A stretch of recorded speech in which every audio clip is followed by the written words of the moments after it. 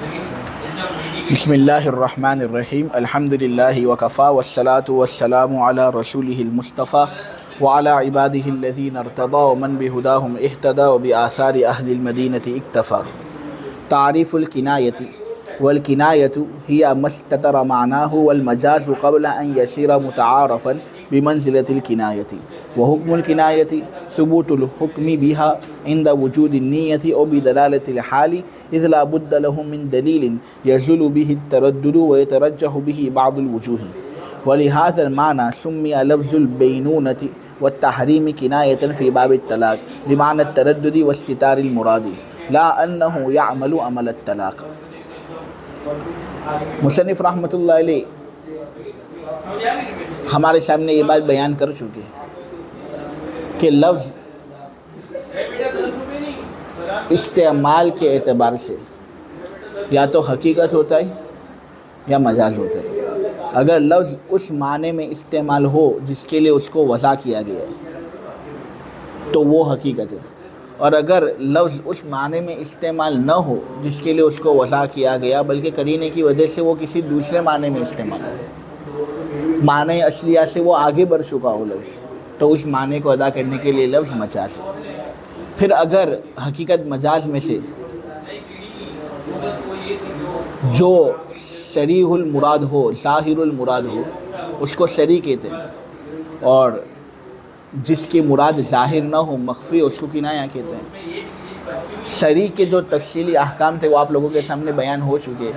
آپ لوگوں کو یہ بات بتا دی گئی کہ صریح جو معنی بتاتا ہے وہ بالکل ظاہر ہوتا ہے، اس سے اس معنی پر عمل کرنا ضروری ہے، نیت کی بھی ضرورت نہیں، نیت بغیر صریح اپنا معنی ثابت کرتا ہے۔ اب یہاں پر کنایہ کو صاحب اصول شاشی بیان کرتے ہیں۔ چنانچہ کنایہ کی تعریف بیان کرتے ہوئے یہ بات کہتے ہیں کہ کنایہ وہ لفظ ہے جس کا معنی پوشیدہ ہو، جس کا معنی مخفی ہو، جس کے مرادی معنی پوشیدہ ہو، اس میں متعدد مراد ممکن ہونے کی وجہ سے۔ کنایہ وہ لفظ ہے جس کے مرادی معنی پوشیدہ ہو، اس میں متعدد مرادیں اور معانی کے ممکن ہونے کی وجہ سے۔ آگے صاحب اصول شاشی کہتے ہیں کہ مجاز کے متعارف ہونے سے پہلے وہ کنایہ کے درجے میں ہوتا ہے، یعنی مجاز جب تک لوگوں میں مشہور نہ ہو، جب تک لوگوں میں معروف نہ ہو، متعارف نہ ہو، ذہن اس کی طرف نہ جائے، اس وقت تک وہ بھی کنایہ کے مرتبے میں ہوتا ہے، کیونکہ مشہور ہونے سے پہلے اس کے مرادی معنی پوشیدہ ہوتے ہیں، تردد اور احتمال ہوتا ہے۔ لفظ حقیقت کا بھی احتمال رکھتا ہے، مجاز کا بھی احتمال رکھتا ہے، لہٰذا اس وجہ سے وہ کنایہ کے درجے میں ہے، اس کی مراد مخفی ہو جاتی ہے اس وجہ سے۔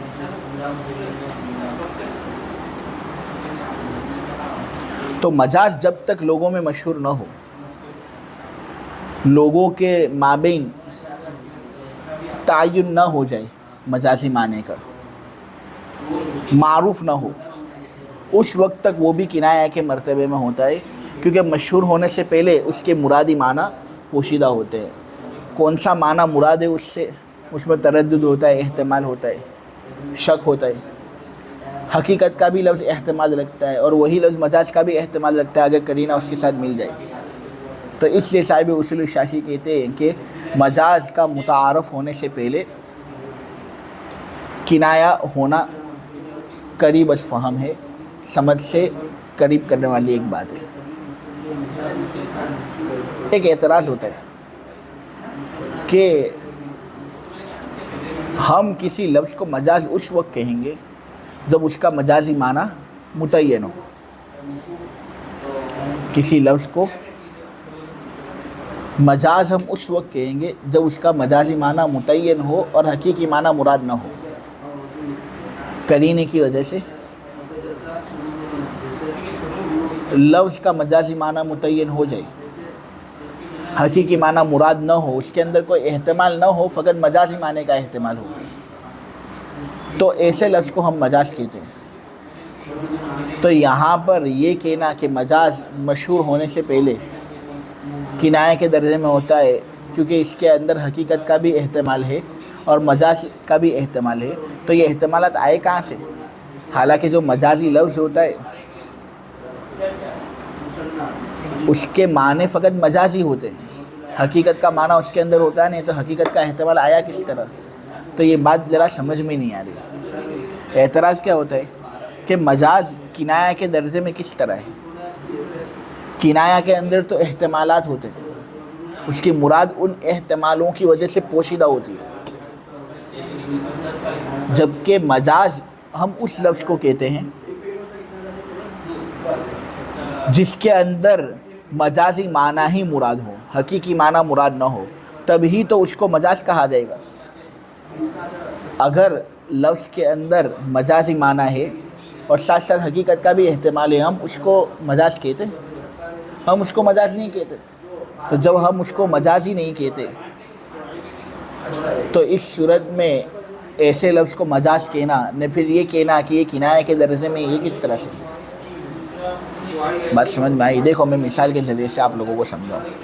میں کسی بہادر آدمی کو کہہ رہا ہوں اسد، میں کسی بہادر آدمی کو کہہ رہا ہوں اسد، میں یہاں اسد کا حقیقی معنی مراد لے رہا ہوں یا اسد کا مجازی معنی مراد لے رہا ہوں؟ میں یہاں اسد کا مجازی معنی مراد لے رہا ہوں، شیر والے معنی مراد نہیں لے رہا ہوں، بلکہ بہادر والا معنی مراد لے رہا ہوں۔ جب بہادر والا معنی اسد سے مراد ہوگا تبھی تو ہم اسد کو مجاز کہیں گے۔ اب اس طرح لفظ اسد سے بہادری والا معنی لے لینا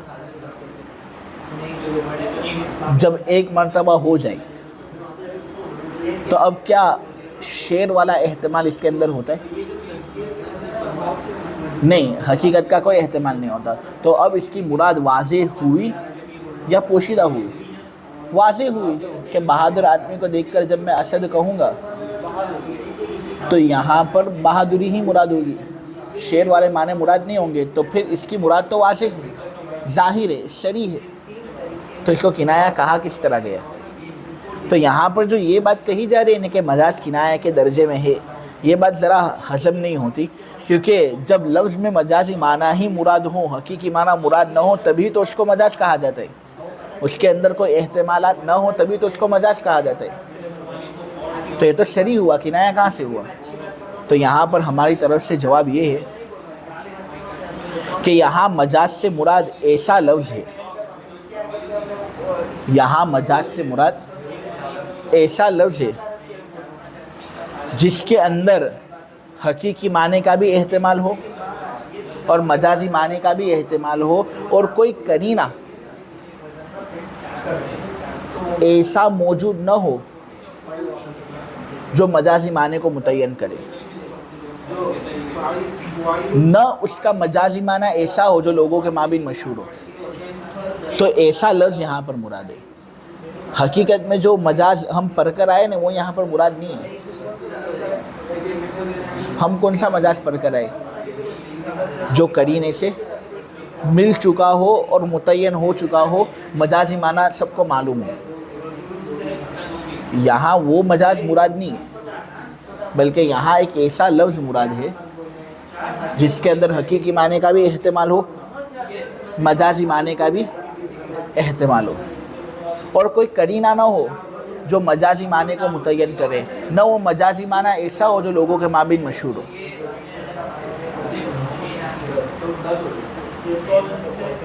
تو پھر ہم ایسے لفظ کو مجاز کہہ رہے ہیں۔ کیوں ایسے لفظ کو ہم مجاز کہہ رہے ہیں؟ کیونکہ اب اس لفظ کے اندر حقیقت کا بھی احتمال ہے اور مجاز کا بھی احتمال ہے، گویا اس کے محتملات دو ہوئے، ایک محتمل حقیقت، دوسرا محتمل مجاز، اور محتملات کی وجہ سے اسم کا نام واقع ہو جاتا ہے۔ چونکہ حقیقت اور مجاز میں سے مجاز لفظ کے محتملات میں سے ایک محتمل ہے، اس لیے اس کو مد نظر رکھتے ہوئے ہم اس لفظ کو ہی مجاز کہہ سکتے ہیں۔ اس اعتبار سے ہم نے مجاز کہا، ورنہ اس سے مراد وہ حقیقت والا مجاز نہیں جو قرینے کے ذریعے سے متعین ہو جائے، اس کی مراد ظاہر ہو جائے، پھر تو وہ کنایہ نہیں ہے۔ यहाँ पर मुराद वो लफ्ज़ है जिसके अंदर हकीकत का भी एहतमाल है, मजाज का भी एहतमाल है, दोनों माने मुराद हो सकते हैं। तुम उस लफ्ज़ को देखकर तरद्दुद में पड़ जाते हो कौन सा माना मुराद है। कोई करीना भी नहीं है जो मजाजी माने को मुतय्यन करे। इसी तरह वो मजाजी माना लफ्ज़ का ऐसा है भी नहीं जो लोगों के माबिन मशहूर हो। तो फिर मुराद के मख्फी होने की वजह से, मुस्ततर और पोशीदा होने की वजह से हम उस लफ्ज़ को किनाया के दर्जे में रखेंगे और कहेंगे कि मजाज मुतारफ़ होने से पहले किनाया के दर्जे में। और इस लफ्ज़ को मजाज इसलिए कहा गया क्योंकि अब इसके अंदर दो एहतमाल हैं, एक हकीकत का एहतमाल और नंबर दो मजाज का एहतमाल। इन दो एहतमालों में से एक एहतमाल यानी मजाज को मद्देनज़र रखते हमने इसका नाम मजाज कर दिया, वरना इससे हकीकी मजाज मुराद नहीं। ठीक है, तो ये बात अभी तक हमारे सामने आई कि किनाया वो होता है जिसके मुरादी माना पोशीदा हो, उसमें मुतअद्दिद मानी के मुमकिन होने की वजह से, मुतअद्दिद एहतमालात के मुमकिन होने की वजह से, और वो मजाज जो लोगों के माबिन मशहूर ना हो, जो लोगों के दरमियान मारूफ ना हो, वो भी मशहूर होने से पहले और मारूफ होने से पहले किनाए के दर्जे में है, क्योंकि इसके अंदर भी एहतमालात होते हैं, मुराद पोशीदा होती है कि कौन सा माना यहाँ पर मुराद है, हकीकी माना मुराद है या मजाजी माना मुराद है। देखो, इससे पहले और इसके बाद भी बहुत सी किस्में आएंगी जो इस तरह किनाया की कैटेगरी के अंदर फिट होती हैं।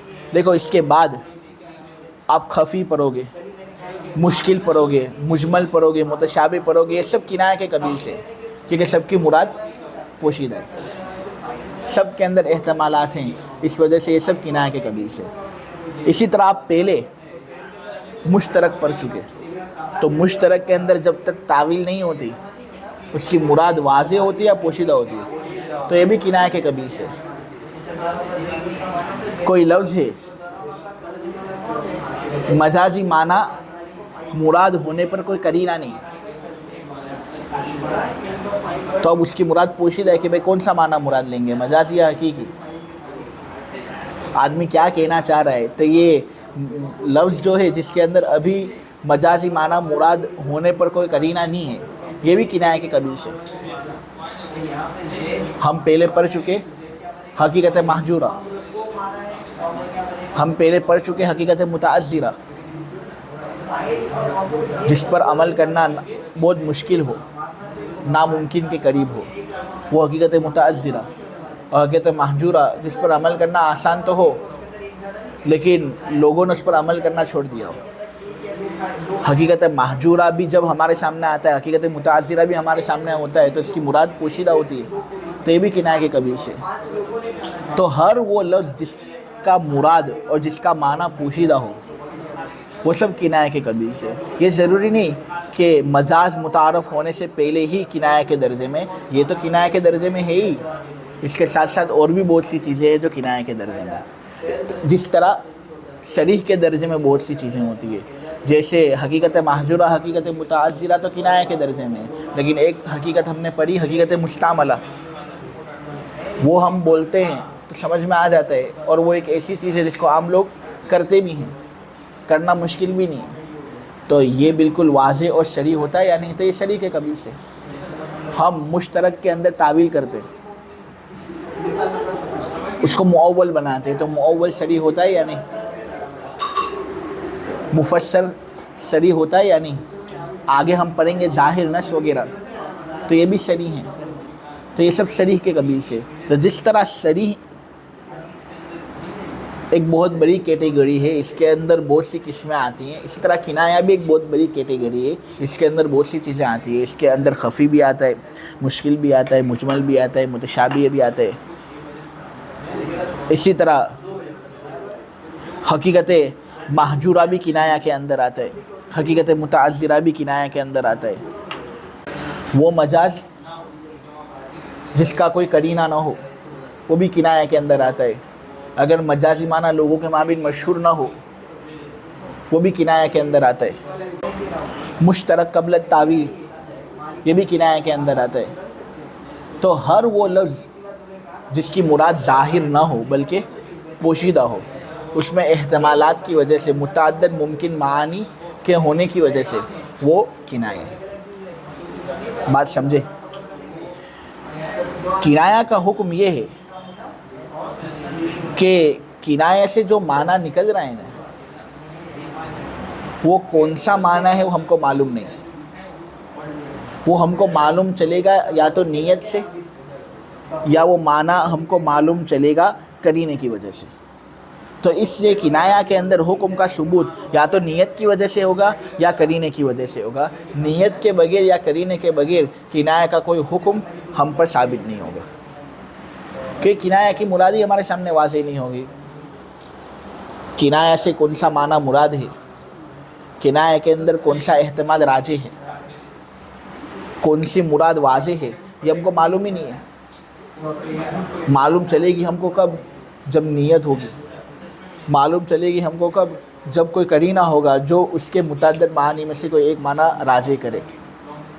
لہٰذا کنایا کے اندر حکم کا ثبوت یا تو نیت کی وجہ سے ہوگا یا قرینے کی وجہ سے ہوگا. کیونکہ کنایا کے لیے ضروری ہے ایسی دلیل کا ہونا جس سے اس کے اندر موجود تردد زائل اور ختم ہو، اور اس دلیل کی وجہ سے کنایا کا کوئی ایک معنی راجح ہو. کیونکہ کنایا کے اندر تو بہت سارے معنی ہوتے ہیں نا. اب نیت کے ذریعے سے کوئی ایک معنی راجح نہیں ہوتا، تردد باقی رہے گا، احتمال باقی رہے گا، اور حکم احتمال اور تردد کے ساتھ ثابت. تو قرینہ یا نیت دونوں میں سے کسی ایک کا ہونا ضروری ہے.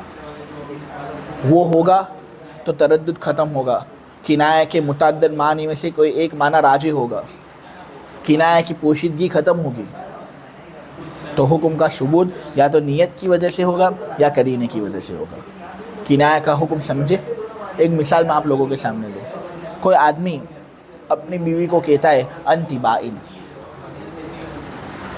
یا کوئی آدمی اپنی بیوی کو کہتا ہے انتی حرام. اب فقط انتی بائن کہنے کی وجہ سے یا انتی حرام کہنے کی وجہ سے کوئی حکم ثابت نہیں ہوگا، کیونکہ یہ کنایا ہے. بائن کا جو لغوی معنی ہے نا وہ تو واضح ہے، صریح ہے. لغوی معنی کیا ہے؟ تو الگ ہونے والی ہے، تو علیحدہ ہونے والی ہے. اسی طرح انتی حرام جب آدمی کہتا ہے تو لغوی معنی تو واضح ہے کہ تو حرام ہے، تجھے روک دیا گیا ہے،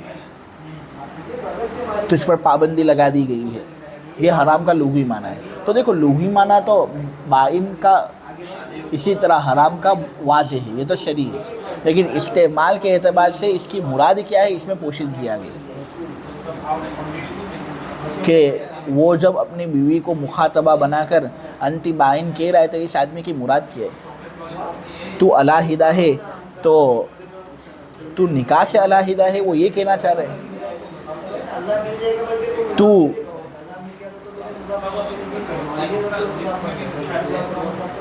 حسن و جمال میں اپنی ہم مثلوں سے علیحدہ ہے، یعنی تو حسن و جمال میں یکتا، بے نظیر و بے مثال ہے، وہ یہ کہنا چاہ رہے ہیں. یا انتی بائن کہہ کر وہ یہ کہنا چاہ رہے ہیں کہ تو خدمت سے علیحدہ ہے، اب خدمت کی چھٹی، اب تجھے خدمت نہیں کرنی پڑے گی. یا وہ یہ کہنا چاہ رہے ہیں تو کتنی پاک باز ہو رہے تھے، انتی بائن تو معصیت سے بالکل الگ اور کنارے پر ہے. یا وہ کہنا چاہتا ہے کہ تو بہت گنہگار ہے، تو اس سے کہہ رہا ہے انتی بائن کہ تو اللہ کی اطاعت سے الگ ہو چکی. بہت سے احتمالات ہیں یا نہیں؟ اب ذرا مجھے بتاؤ میرے عزیزو، جب اتنے سب احتمالات لفظ کے اندر ہوں تو مراد واضح ہوتی ہے یا پوشیدہ ہوتی ہے؟ انتی بائن کے ذریعے سے حکم ثابت نہیں ہوگا جب تک کہ نیت یا قرینے میں سے کوئی ایک چیز ایسی نہ ہو جو اس کے چند معنی میں سے کوئی ایک معنی راجح کرے یا تردد کو ختم کرے. تو کنایا سے کوئی حکم ابھی ثابت ہوگا نہیں، انتی بائن سے کوئی حکم ثابت ہوگا نہیں. ہاں لیکن اگر وہ اپنی نیت ظاہر کر دے اور وہ دراصل یہ کہہ دے کہ انتی بائن کہہ کر میری نیت یہ تھی کہ میں اس عورت کو نکاح سے الگ کرنا چاہ رہا ہوں، تو پھر اس سے ایک طلاق بائن واقع ہو جائے گی، وہ عورت نکاح سے الگ ہو جائے گی۔ اب واپس اگر اس عورت کے ساتھ ازدواجی تعلق قائم کرنا ہے تو جدید نکاح کرنا ضروری ہے۔ بات سمجھے؟ یا یہ کہ طلاق کا تذکرہ ہو رہا تھا، بیوی کچھ خلاصے دے رہی تھی، شوہر کچھ خلاصے دے رہا تھا، بیوی کچھ مطالبات کر رہی تھی، شوہر کچھ مطالبے کر رہا تھا، دونوں آپس میں مطالبات کر رہے تھے، لڑائی جھگڑا ہو گیا اور مرد بیوی سے کہنے لگا کہ اگر تو اب اپنے مطالبات سے باز نہیں آئی تو میں تجھے الگ کر دوں گا۔ میری چھیڑخانی نہیں کرنے کی، میرے کو چھیڑنے کا نہیں، تیرے کو جو کرنا ہو کر، دیکھ میں تیرے کو الگ کر دوں گا، نکاح سے الگ کر دوں گا، طلاق دے دوں گا تیرے کو، ابھی تک دی نہیں ہے لیکن تذکرہ طلاق ہو رہا ہے۔ اتنے میں اس نے عورت کو کہہ دیا انتی بائن۔ یہ تذکرہ طلاق کے وقت اس نے انتی بائن کہا، یہ قرینہ ہے کہ انتی بائن سے اس کی مراد یہ ہے کہ اے عورت تو نکاح سے الگ ہے۔ قرینے کی وجہ سے چند معنی میں سے ایک معنی راجح ہوا، حکم ثابت ہو جائے گا۔ اب اگرچہ وہ قاضی صاحب کے سامنے اپنے دونوں کان پکڑ لے اور کہے کہ میری نیت طلاق دینے کی نہیں تھی، اگرچہ قاضی صاحب کے سامنے وہ ہاتھ جوڑے اور کہے کہ طلاق واقع نہیں ہوئی کیونکہ میری نیت طلاق دینے کی تھی نہیں، قاضی صاحب کہے گا کہ میرے پاس گواہ ہیں ایسے جو یہ بات بتا رہے ہیں کہ تو نے یہ جملہ تذکرہ طلاق کے وقت کہا تھا، لہٰذا طلاق واقع ہوگی۔ اب اس میں کوئی شک اور شبہ نہیں۔ ہاں قاضی تصدیق نہیں کرے گا، لیکن فیما بینہ و بین اللہ دیانتاً کا اگر مسئلہ ہے، قاضی صاحب کے پاس، کسی مفتی صاحب کے پاس تم گئے نہیں، مسئلہ تم کو معلوم ہے، تو تذکرہ طلاق کے وقت اگر سے انتی بائن تم نے کہا تو اگر تمہاری نیت طلاق دینے کی نہیں تھی طلاق واقع نہیں ہوگی، یہ دیانتاً تصدیق کی جائے گی اس کی، لیکن قضاً تصدیق نہیں ہوگی۔ بات سمجھے؟ اسی طرح اگر کوئی شخص اپنی بیوی کو کہتا ہے انتی حرام، اب اس کا لغوی معنی، اصطلاحی معنی بہت واضح ہے کہ تجھ پر پابندی عائد کی گئی، تو حرام ہے، تجھے روک دیا گیا، وہ یہ کہنا چاہ رہے ہیں۔ لیکن استعمال کے اعتبار سے اس کی مراد کیا ہے، اس کے اندر چند احتمالات پیدا ہو جاتے ہیں۔ کوئی آدمی اپنی بیوی سے کہہ رہا ہے انتی حرام، تو اس میں چند احتمالات ہیں۔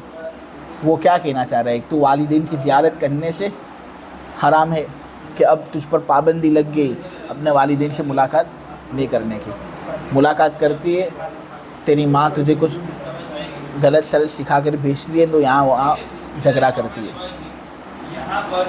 شوہر کہہ رہا ہے یہ بیوی سے انتی حرام سے اس نے یہ مراد لے لیا، یا یہ کہ انتی حرام سے وہ شاید یہ بھی مراد لے سکتا ہے کہ تو کتنی بدکار عورت ہے، اطاعتوں سے تجھے محروم کر دیا گیا ہے، ایسا لگتا ہے کہ اطاعتیں کرنا تجھ پر حرام ہے۔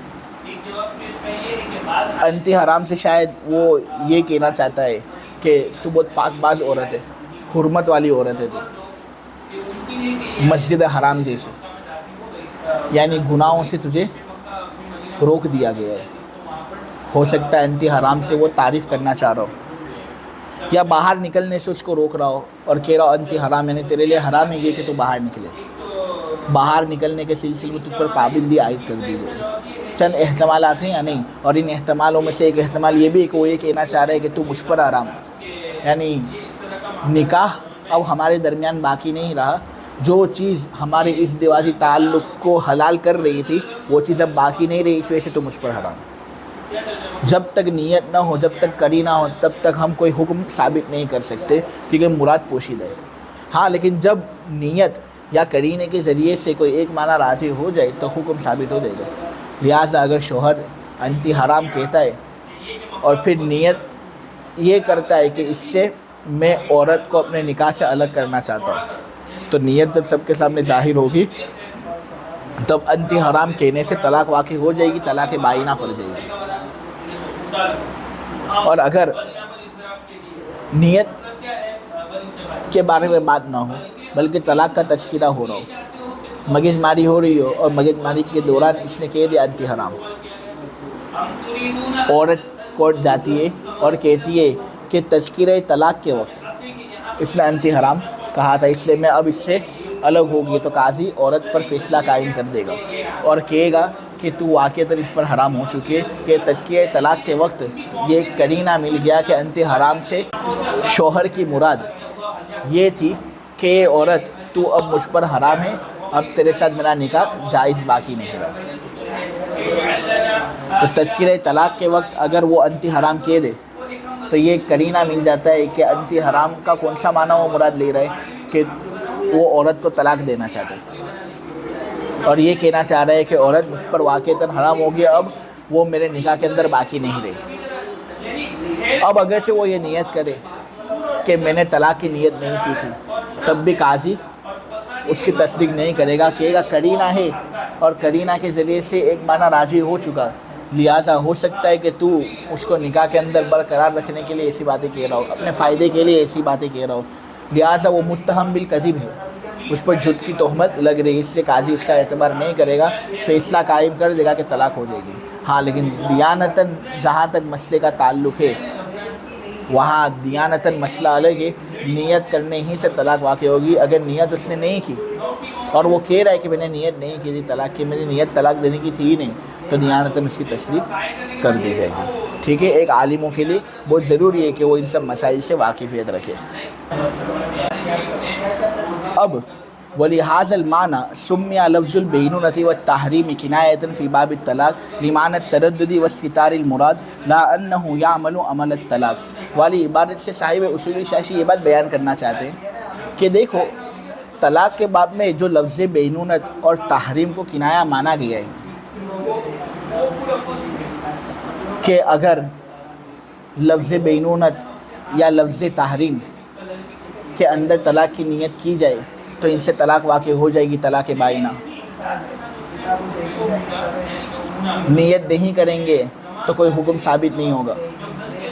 तो लफ्ज़ बैनुनत और लफ्ज़ तहरीम को बाब तलाक के अंदर जो किनाया का नाम दे दिया गया है वो इस वजह से नहीं कि लफ्ज़ बैनुनत और लफ्ज़ तहरीम सिरे से किनाया ही है, यानी इनका पूरा का पूरा माना ज़ अव्वल ता आखिर, वज़ा से लेकर इस्तेमाल तक, वज़ा भी और इस्तेमाली लिहाज भी सब किनाया है, सब पोशीदा मुराद है। तो इस लिहाज से लफ्ज़ बैनुनत और लफ्ज़ तहरीम तलाक के बाब में किनाया नहीं कि वज़ा वाला माना भी किनाया, इस्तेमाल के लिहाज से भी मख्फ़ीउल मुराद नहीं, बल्कि इस्तेमाल के लिहाज से फ़कत इसकी मुराद मख्फ़ी हो जाती है नहीं। इसलिए तलाक के बाब में लफ्ज़ बैनुनत और तहरीम को किनाया माना गया है, वरना अगर असल वज़ा हम देखें तो ये बिल्कुल सरी हैं असल वज़ा को मद्देनज़र रखते हुए, असल अल्फाज को मद्देनज़र रखते हुए कि ये अल्फाज बिज़ातिहा वज़ा के अंदर ज़ाहिरुल मुराद है। ठीक है, देखो बैनुनत का माना लुग़वी एतबार से क्या होता है? अलग होना। तहरीम का माना लुग़वी एतबार से क्या होता है? हराम करना, रोकना, मुमानात आयद करना, पाबंदी आयद करना। ठीक है, तो ये जो लुग़वी माना है, असली माना है, वज़ा वाला माना है, इसके अंदर कोई पोशीदगी है वो तो बिल्कुल अपने को समझ में आ जाता है, साफ लफ्ज़ है, लिहाजा इसका एतबार और लिहाज रखना बहुत ज़रूरी है। और बाब तलाक के अंदर इनको किनाया इसलिए माना गया क्योंकि इस्तेमाल के लिहाज से इनके अंदर खिफा आ जाता है। लिहाजा बाब तलाक के अंदर हम ये कहेंगे कि अगर ये अल्फाज इस्तेमाल हो तो नियत है तो तलाक वाक़ई होगी, वरना अगर तलाक की नियत नहीं है तो तलाक वाक़ई नहीं होगी। आदमी कहता है अपनी बीवी को अंति बाई, आदमी कहता है अपनी बीवी को अंति हराम, तो तलाक के बाब में तलाक इन अल्फाज से कब वाक़ई होगी? जब नियत होगी, तब नियत होगी तो तलाक वाक़ई होगी, नियत अगर नहीं तो तलाक वाक़ई नहीं। नियत अगर कर लेता है तो हम कहते हैं कि तलाक वाक़ई हो जाती है, क्योंकि ये अल्फाज जो है वो किनाई अल्फाज हैं और इनके अंदर जब तलाक की नियत की जाती है तलाक वाक़ई हो जाती है। हम कहते हैं बहुत अच्छा है, किनाई अल्फाज है, लेकिन फ़कत इस्तेमाल के लिहाज से इनके अंदर खिफा आ जाए, वरना असली वजह जो इन अल्फाज की है یہ الفاظ بذاتہا وضع کے اندر ظاہر المراد ہے، ان کا معنی بالکل واضح اور صریح ہے کہ بینونت کا مطلب الگ کرنا، تحریم کا مطلب ہے ممانعت عائد کرنا، پابندی عائد کرنا، حرام کرنا، لہٰذا وضع والے معنی کا اعتبار کرنا بھی ضروری ہے۔ اسی وجہ سے تو ہم کہتے ہیں کہ اگر کوئی آدمی اپنی بیوی کو انتی بائن کہتا ہے، لفظ بینونت کا استعمال کرتا ہے، یا اپنی بیوی کو کہتا ہے انتی حرام اور وہ لفظ تحریم کو استعمال کرتا ہے اور نیت طلاق کی کرتا ہے، تو ہم کہتے ہیں طلاق بائن واقع ہوتی ہے۔ ہم یہی نہیں کہتے کہ طلاق رجعی واقع ہوتی ہے، ہم کیا کہتے ہیں؟ طلاق بائن واقع ہوتی ہے۔ ہم یہ نہیں کہتے کہ طلاق رجعی واقع ہوتی ہے، کیونکہ ان الفاظ کا ایک اصلی معنی ہے، ایک وضعی معنی ہے جو بالکل ظاہر ہے، اس کا اعتبار ضروری ہے۔ اب ہم ان الفاظ کا جو وضعی معنی ہے، اصلی معنی ہے، اس کو ہم دیکھیں تو بینونت کا مطلب ہوتا ہے الگ ہونا، تحریم کا مطلب ہوتا ہے حرام کرنا۔ بتاؤ ان معنی کے اندر ایک طرح کی قطعیت اور شدت ہے یا نہیں ہے؟ ایک طرح کی قطعیت ان الفاظ کے اندر ہے اور ایک طرح کی شدت ان الفاظ کے اندر ہے۔ یہ الفاظ اپنے ظاہری معنی کے اعتبار سے اگر نکاح کے باب کے اندر بولے جاتے ہیں تو یہ قطعیت کا فائدہ دیتے ہیں کہ نکاح پورا کا پورا ٹوٹ گیا۔ الگ ہونا یعنی نکاح سے الگ ہو گئی، نہ اصلی معنی کا ہم لحاظ رکھے تو بالکل شدت اپنے اندر رکھتی ہے یا نہیں؟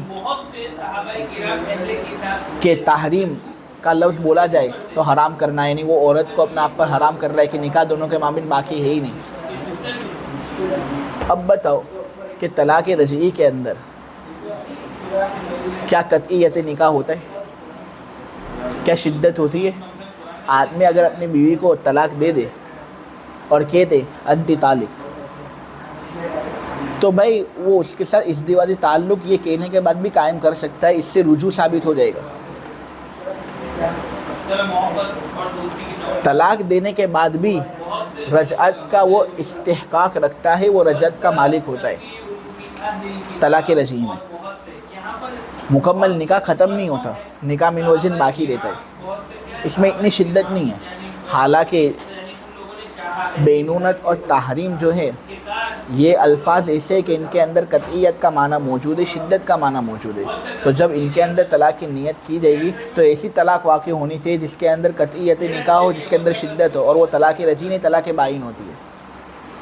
تو اسی وجہ سے اگر ان جیسے الفاظ کے اندر طلاق کی نیت کی جائے تو طلاق کی نیت کا ان جیسے الفاظ کے اندر ہونے کی وجہ سے طلاق رجعی واقع نہیں ہوتی، طلاق بائن واقع ہوتی ہے۔ کوئی اعتراض کر سکتا ہے نا ہم پر؟ بلکہ لا انہو یعمل عمل الطلاق والی عبارت سے اعتراضی بیان ہو رہے ہیں کہ جب بینونت اور تحریم سے طلاق ہی مراد ہے، جب طلاق کی نیت کی جائے تو طلاق کا حکم اس کو ملنا چاہیے، اور طلاق لفظ شرعی ہے، اس کے ذریعے سے طلاق رجعی واقع ہوتی ہے، اور بینونت اور تحریم یہ طلاق کا حکم لے رہے ہیں، گویا یہ طلاق کا نائب ہیں، طلاق کا خلیفہ ہے۔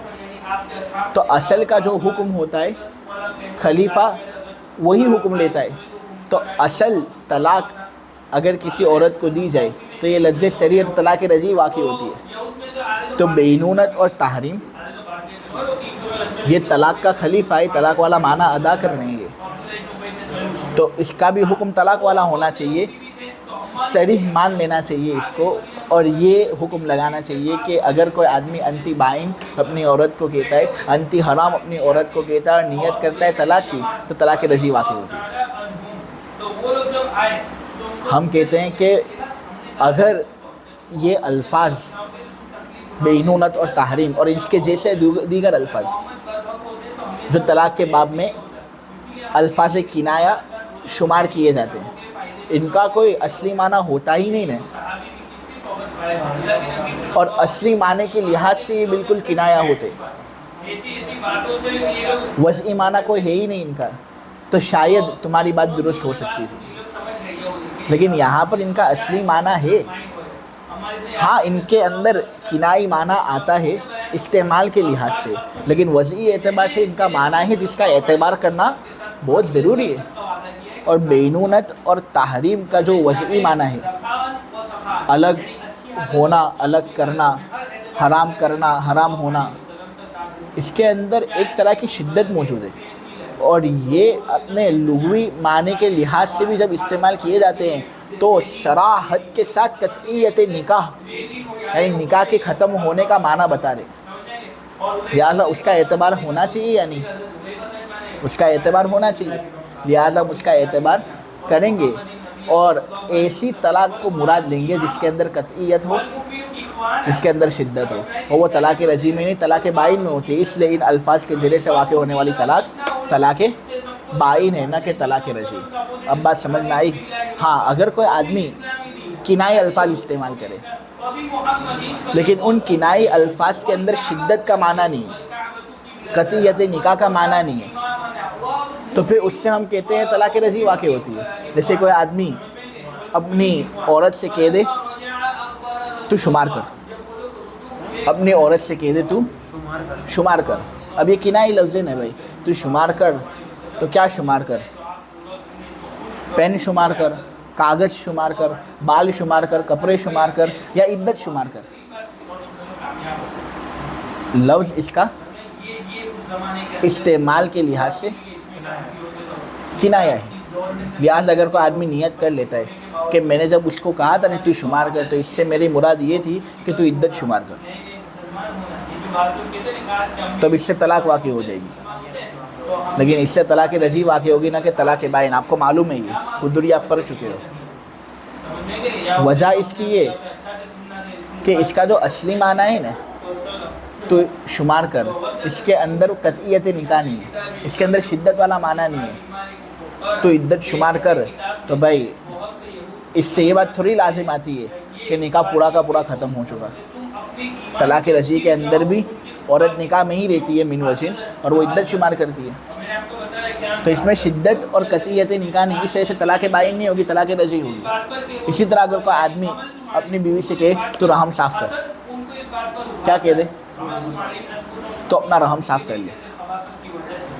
اب رحم صاف کر لے یہ بھی کنائی لفظ ہے، کتنے سب مرادیں اس کی ہو سکتی ہیں، لیکن وہ نیت کرتا ہے اور نیت سب کے سامنے ظاہر کرتا ہے کہ میری مراد یہ تھی کہ میں نے تجھے طلاق دے دی ہے، اور طلاق دے دی ہے تو تجھے عدت میں بیٹھنا پڑے گا، حیض گزارنے ہوں گے، تو اس سے تو عدت کے اندر بیٹھ جا، حیض گزارنا شروع کر دے اور حیض کے ذریعے سے اپنا رحم صاف کر۔ طلاق واقع ہوگی یا نہیں؟ لیکن اب طلاق رجعی ہوگی یا بائن واقع ہوگی؟ طلاق رجعی، کیونکہ یہ جو رحم صاف کر والا معنی ہے نا، اس کا جو اصلی اور وضعی معنی دیکھو، اس کے اندر قطعیت نکاح اور شدت نہیں ہے، قطعیت نکاح اور شدت کے نہ ہونے کی وجہ سے ہم طلاق رجعی کو واقع کریں گے، کیونکہ طلاق رجعی کے اندر قطعیت نکاح نہیں ہوتا اور شدت نہیں ہوتی۔ امید ہے کہ آپ لوگوں کو سمجھا سکا میں۔ اب ذرا ترجمہ کر لیتے ہیں۔ کنایا کی تعریف، اور کنایا وہ لفظ ہے جس کا معنی پوشیدہ ہو، اور مجاز مشہور ہونے سے پہلے کنایا کے درجے میں ہوتا ہے۔ کنایا کا حکم تو اس کے ذریعے سے حکم ثابت ہو جاتا ہے نیت کے پائے جانے کے وقت یا حال کی دلالت کی وجہ سے، یعنی قرینے کے پائے جانے کے وقت، کیونکہ کنایا کے لیے ایسی دلیل کا ہونا ضروری ہے جس سے تردد ختم ہو، اور اس دلیل کی وجہ سے کنایا کا کوئی ایک معنی راجح ہو، اسی معنی کی وجہ سے، یعنی کنایا کی مراد کا استعمال کے اعتبار سے پوشیدہ ہونے کی وجہ سے لفظ بینونت اور لفظ تحریم کو باب طلاق میں کنایا شمار کیا گیا ہے، کیونکہ اس کے اندر تردد ہوتا ہے اور اس کی مراد پوشیدہ ہوتی ہے۔ لفظ بینونت اور تحریم کو طلاق کے باب میں کنایا اس لحاظ سے نہیں مانا گیا کہ یہ طلاق کا عمل کرتے ہیں، یعنی ایسا نہیں کہ لفظ طلاق کی طرح ان الفاظ کنایا سے بھی طلاق رجعی واقع ہوتی ہے، بلکہ ان کا اصلی معنی ہے، استعمال کے لحاظ سے خفا آیا تو آیا، لیکن اصلی معنی ان کا بالکل صحیح، اس کا اعتبار ہوگا۔ اس کے اندر چونکہ قطعیت نکاح کا معنی پایا جا رہا ہے، اس لیے ایسی طلاق مراد ہوگی جس کے اندر نکاح قطع ہوتا ہوگا، اور وہ طلاق جس سے نکاح ختم ہوتا ہے وہ طلاق بائن ہوتی ہے، اس سے طلاق بائن کو مراد لیا جائے گا۔ حکم الکنایۃ فی الحدود ویتفرع منہ حکم الکنایات فی حق عدم ولایۃ الرجعۃ ولوجود معنی التردد فی الکنایۃ لا یقام بها العقوبات۔ لا يقام بها العقوبات حتى لو أقر على نفسه في باب الزنا والسرقة لا يقام عليه الحد ما لم يذكر اللفظ الصريح ولهذا المعنى لا يقام الحد على الأخرس بالإشارة ولو قذف رجلا بالزنا فقال الآخر صدقت لا يجب الحد عليه لاحتمال التصديق له في غيره. اب جو سبق کا دشوار حصہ تھا وہ تو الحمدللہ ہم پڑھ چکے، اب سبق کا آسان حصہ آپ لوگوں کے سامنے آ رہے ہیں. ابھی مذکورہ تقریر سے یہ بات معلوم ہوئی کہ اگر الفاظ کنایہ طلاق کے باب کے اندر استعمال ہوتے ہیں اور ان کے اندر طلاق کی نیت کی جاتی ہے تو پھر طلاق بائن واقع ہوتی ہے. لہٰذا اس سے یہ بات معلوم ہوتی ہے کہ اگر کوئی آدمی انتی حرام یا انتی بائن جیسے الفاظ اپنی بیوی کے لیے استعمال کرے اور وہ طلاق کی نیت کرے تو طلاق واقع ہو جائے گی اور طلاق بائن واقع ہوگی. لہٰذا اب شوہر کو رجعت کا استحقاق نہیں ملے گا. اب شوہر کو رجعت کا استحقاق نہیں ملے گا. اب اگر وہ رجوع کرنا چاہے قول کے ذریعے سے، فعل کے ذریعے سے، تو وہ رجوع کر نہیں سکتا. اب اگر ازدواجی تعلق اس عورت کے ساتھ واپس قائم کرنے ہیں تو اس کے ساتھ جدید نکاح کرنا پڑے گا، جس میں عورت کا قبول کرنا اس نکاح کو بہت ضروری ہے. اگر وہ قبول نہیں کرتی تو نکاح ہوگا نہیں. امام شافعی کا مسئلہ کچھ اس سے الگ ہے. امام شافعی یہ کہتے ہیں کہ اگر لفظ بینون لفظ تحریم سے طلاق دے دی گئی اور طلاق کی نیت ان سے کی گئی تو طلاق رجعی واقع ہوتی ہے. لہٰذا وہ یہ کہتے ہیں کہ رجعت بالقول کا استحقاق شوہر کو حاصل رہے گا. اگر وہ قول کے ذریعے سے رجوع کرنا چاہے تو رجوع کر سکتا ہے، کیونکہ ان کے نزدیک واقع ہونے والی طلاق بائن ہوئی نہیں، طلاق رجعی ہوگی. یہی مذہب حضرت عمر عبداللہ بن مسعود رضی اللہ تعالی عنہما کا بتلایا گیا، لیکن یہ ہمارا مذہب اور مسلک نہیں ہے. آگے حدود کے اندر کنایہ کا حکم واضح کیا جا رہا ہے اور یہ بات کہی جا رہی ہے کہ چونکہ الفاظ کنایہ کے اندر تردد کا معنی پایا جاتا ہے، الفاظ کنایہ کے اندر چند احتمالات موجود ہوتے ہیں. یہ معنی مراد ہو سکتا ہے، یہ معنی مراد ہو سکتا ہے، یہ معنی مراد ہو سکتا ہے. اس لیے کنایہ بڑا فقیر اور محتاج ہے. نیت کا فقیر ہے یہ اور نیت کا محتاج ہے، کرینے کا محتاج ہے. نیت یا کرینہ اگر ہوتا ہے تبھی اس کا حکم ثابت ہوتا ہے، ورنہ اس کا حکم ثابت نہیں ہوتا. تو الفاظ کنایہ کے اندر تردد کا معنی موجود ہوتا ہے احتمالات کی کثرت کی وجہ سے. اسی وجہ سے سزاؤں کو الفاظ کنایہ کے ذریعے ہونے والے اقرار کے ذریعے قائم نہیں کیا جائے گا. صاحب اصول الشاشی کہتے ہیں کہ دیکھو اگر کوئی آدمی کوئی ایسا گناہ کرے جو موجب حد ہو، مثلا زنا کر لے، زنا کر لینے کی وجہ سے حد ثابت ہوتی ہے، چوری کر لے، چوری کر لینے کی وجہ سے حد ثابت ہوتی ہے. تو اگر کوئی آدمی ایسا گناہ کرے جو موجب حد ہو تو مسئلہ یہ کہ اگر وہ اقرار کر لیتا ہے نا کہ میں نے زنا کیا، اقرار کر لیتا ہے نا کہ میں نے چوری کی، تو اقرار کر لینے کی وجہ سے حد اس پر لازم ہو جاتی ہے. یعنی اب اس کو سزا دی جائے گی. زنا کی جو سزا ہے وہ تو آپ کو معلوم ہے کہ اگر کوئی محسن ہو تو اس کو رجم کر دیا جاتا ہے، نہ اگر کوئی غیر محسن ہو تو پھر اس کو کوڑے لگائے جاتے ہیں. نہ چوری کی سزا ہے کہ اس کے ہاتھ کاٹے جاتے ہیں. تو آدمی اگر اقرار کر لیتا ہے نا تو اقرار کر لینے کی وجہ سے حد اس پر جاری ہوتی ہے. صاحب اصول الشاشی کہتے ہیں کہ یہ اس وقت ہے جب آدمی اقرار کرے صریح الفاظ کے ذریعے سے. اگر کوئی آدمی گناہ کرتا ہے، موجب حد گناہ کرتا ہے، تو اگرچہ اس نے موجب حد گناہ کیا لیکن بعد میں جا کر اقرار اگر وہ الفاظ کنایے کے ذریعے سے کر رہا ہے، صریح الفاظ کے ذریعے سے نہیں کر رہا ہے، کنایے الفاظ کے ذریعے سے کر رہا ہے، تو کنایے الفاظ کے مراد میں چونکہ احتمالات ہوتے ہیں، تردد ہوتا ہے اور یہ معاملہ حدود کا ہے. نبی کریم صلی اللہ علیہ وسلم کی احادیث کا خلاصہ ہے کہ الحدود تنطریء بالشبہات، کہ وہ شبہات سے ساکت ہو جاتی ہے. اس کے اندر ادنا سے ادنا شعبہ بھی ہوگا تو چونکہ اس میں مسلمان کے خون کو بہانا ہوتا ہے، اس لیے آدمی بڑا محتاط رہتا ہے اس سلسلے میں. حفاظت دم مقصود ہوتی ہے اور اس بات کی کوشش کی جاتی ہے کہ مسلمان کا خون رائگاں نہ ہو. جو جرم اس نے کیا نہیں ہے اس جرم کی وجہ سے اس کا خون بہایا نہ جائے، اس بات کی فل کوشش کی جاتی ہے. اس لیے نبی کریم صلی اللہ علیہ وسلم کی احادیث کا خلاصہ یہ ہے کہ شبہات سے حدود ساکت ہو جاتے ہیں. الفاظ کنایہ کے اندر شبہات ہی شبہات ہوتے ہیں، معنی اور مراد واضح نہیں. لہٰذا اگر کوئی لفظ کنائی کے ذریعے سے موجب حد گناہ کا اقرار کرے تو اس اقرار کا کوئی اعتبار نہیں ہوتا، ان کے ذریعے سزائیں قائم نہیں کی جائیں گی. لہٰذا اگر کوئی آدمی یہ کہتا ہے جامعت فلانتن، میں نے فلاں عورت سے جمع کیا، قاضی صاحب کے پاس آتا ہے اور زور زور سے کہنا شروع کرتا ہے جامعت فلانتن، میں نے فلاں عورت کے ساتھ جمع کیا، تو اب یہ لفظ صریح ہے یا لفظ کنایہ ہے؟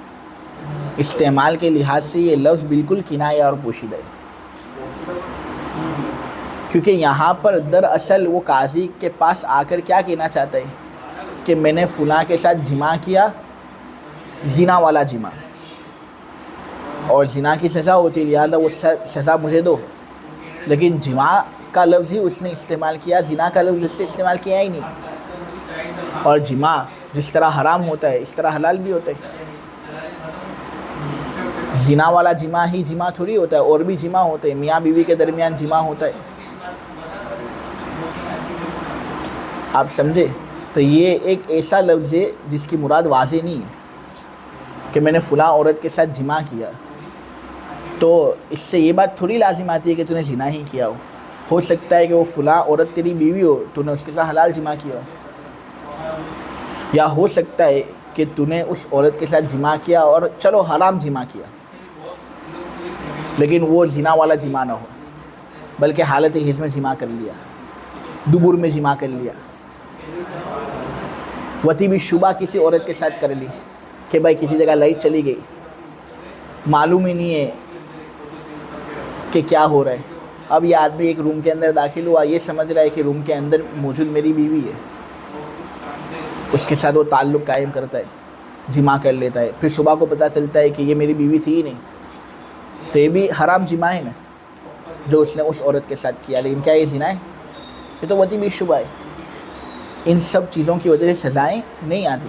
اب اگرچہ وہ کورٹ کے اندر نیت کر رہا ہو اور قرینے سے یہ بات معلوم چل رہی ہو کہ اس سے مراد زنا ہی ہے، لیکن جب تک وہ صراحت کے ساتھ کچھ کہتا نہیں ہے نا تب تک ہم محض اس کے کنائی اقرار کا اعتبار نہیں کر سکتے، کیونکہ حدود کا معاملہ بڑا سنگین ہے. جب تک ہمارے سامنے روز روشن کی طرح ثبوت واضح نہیں ہوتا تب تک ہم کوئی حکم اور فیصلہ نافذ نہیں کریں گے. اور کنائے کے اندر اگرچہ نیت آ جاوے اور کنائے کے اندر اگرچہ کرینہ ہو، احتمال تو بہرحال کچھ نہ کچھ شکل میں باقی رہتا ہی ہے، اس وجہ سے ان کا اعتبار نہیں ہوگا اور سزائیں نافذ نہیں ہوگی. اسی طرح اگر کوئی کورٹ کچہری کے اندر آئے، وہ زنا کر کے آیا اور کہتا ہے وقعت فلانتن، میں فلاں عورت کے اوپر گر پڑا، یا وہ کہتا ہے وطیتھا، میں نے اس کے ساتھ وطی کی، تو بھائی حلال وطی بھی اس کے اندر داخل ہے، حلال گر پڑنا بھی اس کے اندر داخل ہے، حرام بھی داخل ہے اس میں. اور حرام کے اندر زنا تو فقط ایک شکل ہے اور بہت سی حرمت کی شکلیں. ہو سکتا ہے کہ وہ دراصل یہ کہنا چاہ رہا ہو کہ میں نے اپنی بیوی کے ساتھ حرام وطی کی، یعنی حالت حیض میں وطی کی، میں نے اس عورت کے ساتھ وطی کی. شاید وہ اس سے یہ مراد لینا چاہتا ہو کہ میں نے اس عورت کو رون دیا، یعنی جماع کے ذریعے سے روندا نہیں، زنا کے ذریعے سے روندا نہیں، کوئی اور وجہ سے میں نے اس کو روندا. یا شاید وقعت فلانتن کہنے سے وہ یہ کہنا چاہ رہا ہے کہ میں سیڑھی پر چل رہا تھا، سیڑھی سے میرا پیر پھسل گیا، فلاں عورت کے اوپر میں گر پڑا. زنا والا معنی مراد لینا اس سے صریح نہیں ہے، پوشیدہ ہے. لہٰذا ایسے الفاظ اگر کوئی آدمی استعمال کرتا ہے اور اس کے ذریعے سے وہ اپنے زنا کو ثابت کرنا چاہتا ہے تو یہ اقرار معتبر نہیں ہوگا جب تک کہ وہ صریح اقرار نہ کر لے.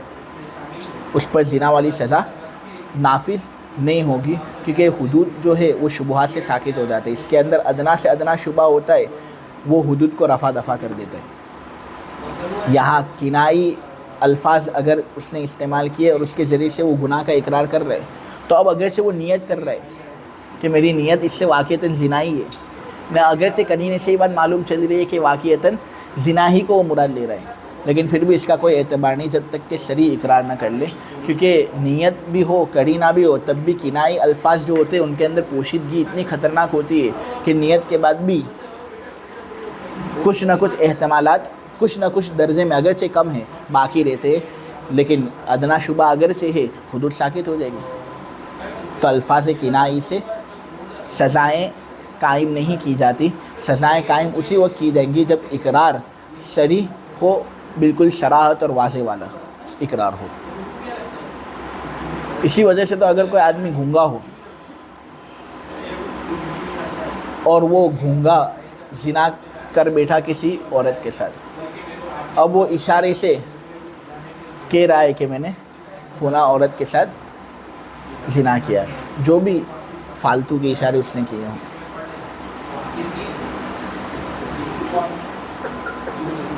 تو جو بھی اشارہ اس نے کیا ہو یہ بات بتانے کے لیے کہ میں نے زنا کیا،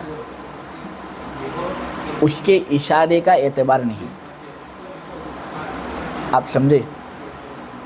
کیونکہ اشارہ جو ہے وہ پوشیدگی اپنے اندر رکھتا ہے، صراحت کے ساتھ بات واضح کرتا نہیں، اور سزائیں اسی وقت قائم کی جاتی ہیں جب صراحت ہو اور وضاحت ہو۔ یہاں پر وضاحت نہیں، اشارے کے ذریعے اگر وہ اقرار کرتا ہے تو ہو سکتا ہے کہ وہ کوئی دوسری چیز مراد لے رہا ہو، ہم کوئی دوسری چیز سمجھے، نیت اگرچہ اس کی ہو، دلالت اگرچہ اس کی ہو، قرینہ اگرچہ ہو ایسا کہ وہ زنا ہی کو مراد لے رہا ہے، لیکن پھر بھی احتمالات ادنا درجے کے اندر باقی رہتے ہیں، ان ادنا احتمالوں کی وجہ سے حدود ساکت ہو جاتی ہے۔ کیوں؟ نبی کریم صلی اللہ علیہ وسلم نے کہا ہے الحدود تندری بالشبہات، ادنا شبہے کی وجہ سے بھی حدود ساکت ہو جاتے ہیں، لہذا حد ساکت ہو جائے گی۔ اگر کوئی آدمی کسی دوسرے آدمی پر زنا کی تہمت لگا رہے اور وہ یہ کہنا چاہتا ہے کہ فلاں آدمی نے زنا کیا، حالانکہ سامنے والے آدمی نے زنا کیا ہی نہیں ہے، وہ غلط تہمت لگا رہے، جب تہمت اس طرح غلط لگتی ہے نا تو اس صورت میں شریعت کے اندر قانون ہے کہ جس نے غلط تہمت لگائے نا اس پر سزا نافذ ہو، حد جاری ہو، کیونکہ تہمت لگانا اچھی بات نہیں ہے۔ تو اگر کوئی آدمی کسی دوسرے آدمی پر غلط تہمت لگائے تو غلط تہمت لگانے کی وجہ سے اس پر حد جاری ہوتی ہے۔ تو اگر کوئی آدمی ہے ایک معصوم آدمی کے بارے میں، بے گناہ آدمی کے بارے میں یہ کہہ رہا ہے کہ اس نے زنا کیا ہے، اب اس آدمی نے زنا کیا نہیں تو اب ظاہر سی بات ہے جو تہمت لگا رہا ہے اس پر حد جاری ہوگی یا نہیں، اس کو سزا ملے گی۔ اب وہ تہمت لگا رہا تھا کہ دوسرا آدمی یہ کہہ رہا تھا صدقتا صدقتا، تو نے صحیح کہا، تو نے صحیح کہا، یعنی ایک آدمی بے گناہ آدمی کے بارے میں یہ کہہ رہا تھا کہ تو نے زنا کیا ہے، حالانکہ اس نے زنا کیا نہیں تھا، اور ایک آدمی اس کے پیچھے وہ کہہ رہا ہے صدقتا صدقتا، تو نے سچ کہا، تو نے سچ کہا۔ تو اب جو تہمت لگا رہے ہیں صراحتاً اس پر تو حد جاری ہوگی کیونکہ اس نے صراحتاً تہمت لگائی، لیکن جو صدقتا صدقتا کہہ رہے ہیں نا اس پر ہم حد قذف جاری نہیں کریں گے، اور یہ نہیں کہیں گے کہ اس نے بھی تہمت لگائی۔ ارے ہو سکتا ہے کہ صدقتا کے ذریعے سے وہ تہمت لگانے والے کی تصدیق کر رہا ہو تہمت والے معاملے کے علاوہ کسی اور معاملے میں۔ صدقتا اس نے کہا تو اس سے ہم نے کہاں سے یہ بات لازم کر لی کہ تہمت والے معاملے میں ہی وہ تصدیق کر رہا ہے تہمت لگانے والے کی۔ ہاں اگر شرائط کے ساتھ معلوم ہو جائے کہ وہ تصدیق کر رہا تھا تہمت والے معاملے میں ہی تو پھر اس کو بھی ہم سزا دیں گے، لیکن یہاں پر اس نے جو صدقتا کا لفظ کہا ہے نا یہ لفظ کنایہ ہے، اس کی مراد پوشیدہ ہے۔ ہو سکتا ہے کہ وہ تصدیق کر رہا ہو تہمت والے معاملے میں، ہو سکتا ہے کہ تہمت والے معاملے کے علاوہ کسی اور معاملے میں اس کی تصدیق کر رہا ہو، تو شبہ ہو گیا۔ اب اگرچہ وہ نیت کرے یا قرینہ ایسا ہو جو یہ بات بتائے کہ یہاں اس کی مراد تہمت والے معاملے میں تصدیق کرنا ہی تھا، ہم اس کا اعتبار نہیں کریں گے، کیونکہ یہ سب چیزوں کے ہونے کے باوجود بھی کنائی الفاظ جو ہوتے ہیں نا ان کے اندر کچھ نہ کچھ شبہ رہ جاتا ہے، اور حدود شبہات سے ساکت ہو جاتی ہے، ہم اس پر حد جاری نہیں کر سکتے۔ خلاصہ کلام یہ ہے کہ کنائی الفاظ کے اندر چونکہ تردد کا معنی موجود ہے، لہٰذا الفاظ کنائی کے ذریعے سزائیں قائم نہیں کی جائیں گی۔ سزائیں اقرار کی وجہ سے قائم اسی وقت کی جائیں گی جب اقرار صراحت والا ہو۔ الفاظ کنائی کے ذریعے سزائیں قائم نہیں کی جائیں گی۔ تقریر مذکور سے الفاظ کنائی کا حکم متفرع ہوگا رجعت کا استحقاق نہ ہونے کے سلسلے میں، اور چونکہ کنائی الفاظ میں تردد کا معنی پایا جاتا ہے، اس لیے الفاظ کنائی کے ذریعے سزائیں قائم نہیں کی جائیں گی، یہاں تک کہ اگر کوئی شخص اپنے آپ پر باب زنا میں اقرار کر لے، یا باب زنا میں اقرار نہ کرے بلکہ چوری کے معاملے میں اقرار کرے،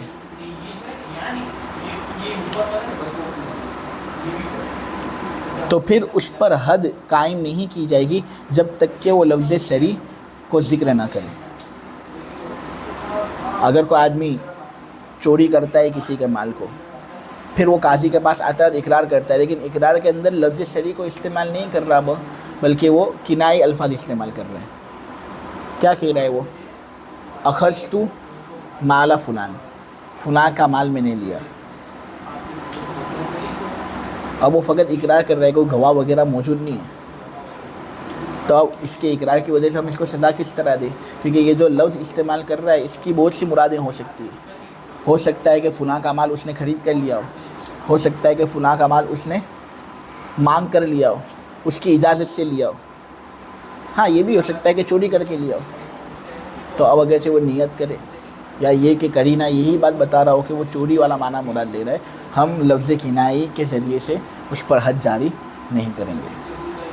ہاں اگر وہ کہتا ہے صراحتاً کہ میں نے فلاں عورت کے ساتھ زنا کیا، میں نے فلاں آدمی کا مال چرایا، تو اس طرح اقرار سے حد ثابت ہو جائے گی، کیونکہ یہ صریح لفظ ہے۔ اسی معنی تردد کی وجہ سے گونگے پر اشارہ سے اقرار کرنے کے سبب حد قائم نہیں کی جائے گی۔ اور اگر ایک آدمی ہے تہمت لگانے والا، اس نے ایک بے گناہ آدمی پر زنا کی تہمت لگائی، حالانکہ اس نے زنا کیا نہیں تھا، تو تہمت لگانے والے کو سزا ملے گی یا نہیں؟ اس کو تو ملے گی۔ لیکن ایک دوسرا آدمی تھا، وہ تہمت لگانے والے آدمی کی تصدیق کرتا ہے اور کہتا ہے کہ تو نے سچ کہا، تو صدقتا کہنے والے شخص پر حد واجب نہیں ہوگی، کیونکہ احتمال ہے کہ اس نے تہمت لگانے والے کی تہمت قذف کے علاوہ کسی اور بات کی تصدیق کی ہو، کیونکہ یہ احتمال ہے کہ اس نے قاذف کی تہمت قذف کے علاوہ کسی اور بات کی تصدیق کی ہو۔ تو جب تک صریح لفظ نہ ہو تب تک اس پر حد قائم نہیں کی جائے گی۔